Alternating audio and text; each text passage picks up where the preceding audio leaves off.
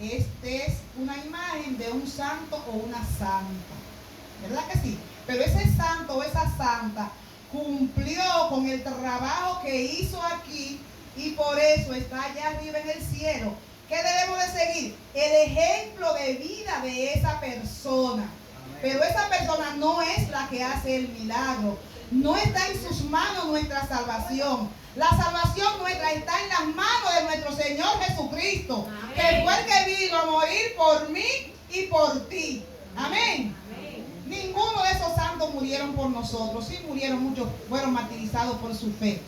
Pero el único que dio su vida por ti y por mí fue nuestro Señor Jesucristo. Entonces nosotros tenemos que pedirle al Señor que esas tradiciones que en nuestro pueblo tenemos, nosotros no somos los judíos. En esa época los judíos se lavaban las manos, mantenían unas estrictas reglas de higiene, que no es que sean malas, óiganme bien, pero que no es lo fundamental, porque lo que Dios quiere que tengamos limpio es nuestra alma y nuestro corazón. Amén. No tenemos que alejar del pecado, de la mentira, de la envidia, de todas las cosas que a Dios no le agradan, y hacer las cosas conforme a la voluntad de nuestro Dios. Nosotros tenemos que pedirle al Señor que nos ministre la mente y el corazón para nosotros hacer la voluntad de nuestro Señor. ¿Y dónde está esa verdad? En su palabra. Ahí es que vamos a aprender qué es lo que Dios quiere, qué es lo que Dios quiere que nosotros hagamos. Están en las obras de misericordia, en yo acordarme del prójimo, del vecino, del que está a mi lado, del que está necesitado o necesitada.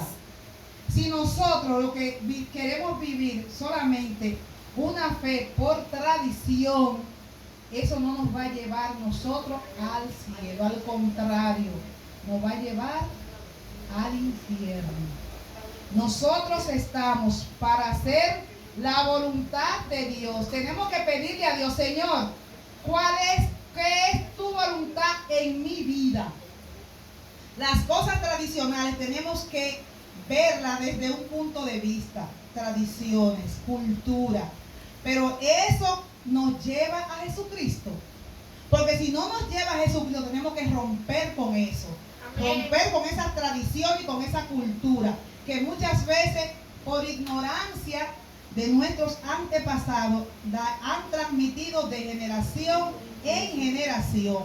Entonces se oculta mucho, hay mucho ocultismo, hay mucha santería en nuestro pueblo, en nuestro país.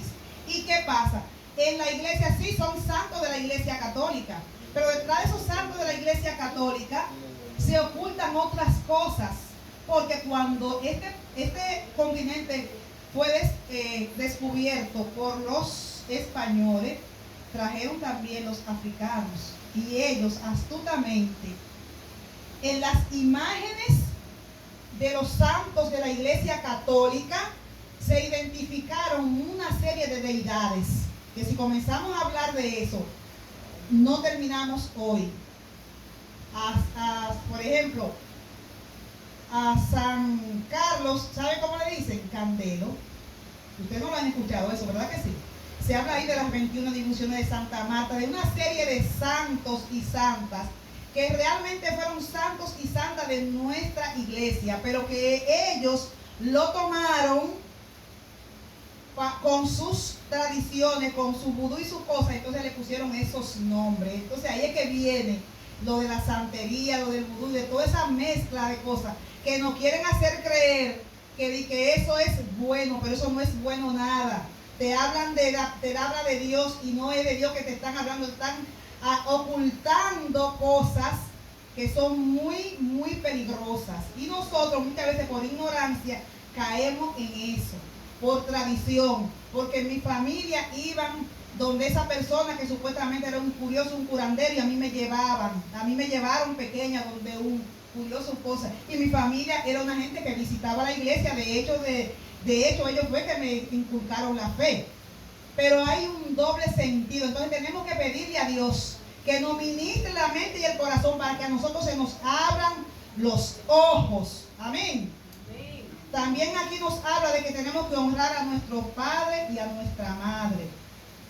Es un mandamiento y ese mandamiento lleva una bendición.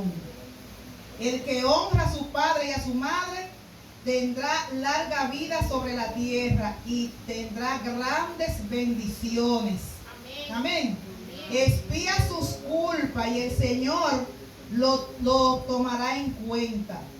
Nuestros padres, cuando ya están ancianos, necesitan de nosotros, de atención, de cuidado, de cariño, de visitarlo, atenderlo. Lo que hemos tenido la lista de atender a nuestros padres, tenemos que darle gracias a Dios, que Dios nos dio la fortaleza de atenderlo, desde el momento en que se nos enfermen hasta el momento en que el Señor se lo lleva. Pero ¿qué pasa? Que cuando se van de este mundo, no nos queda remordimiento.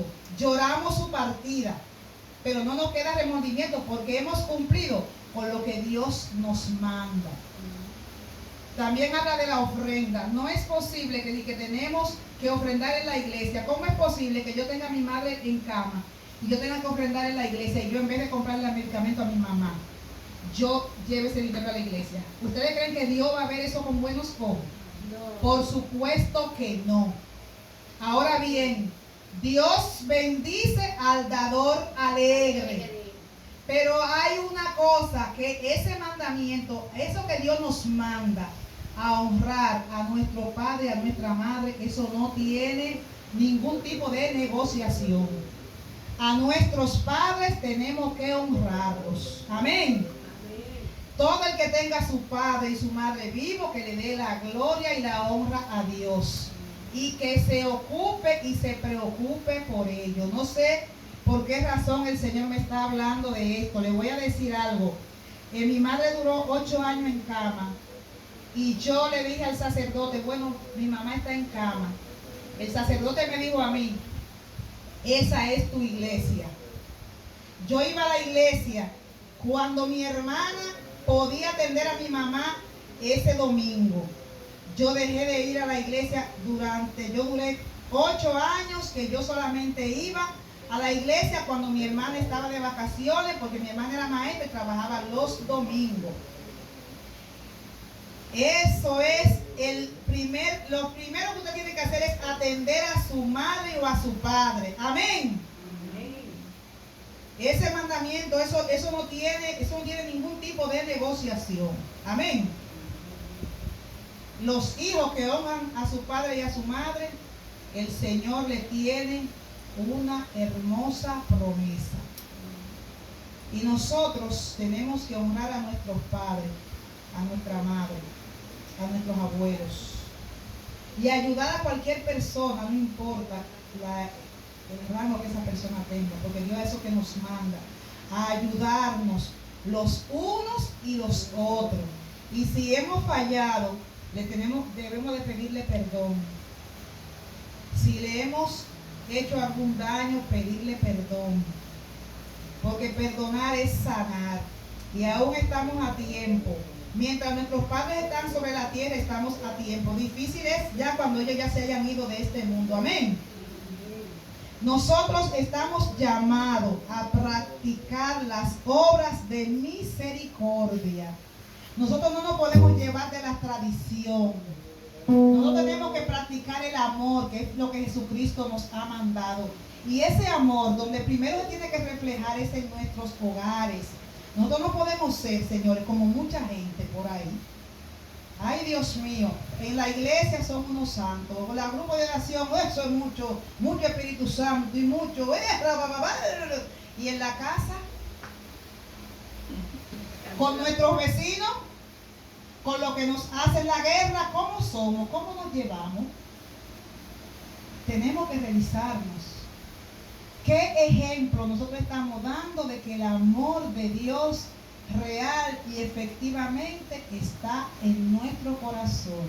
El que tiene el amor de Dios y el que tiene el Espíritu Santo, eso lo refleja donde quiera que va.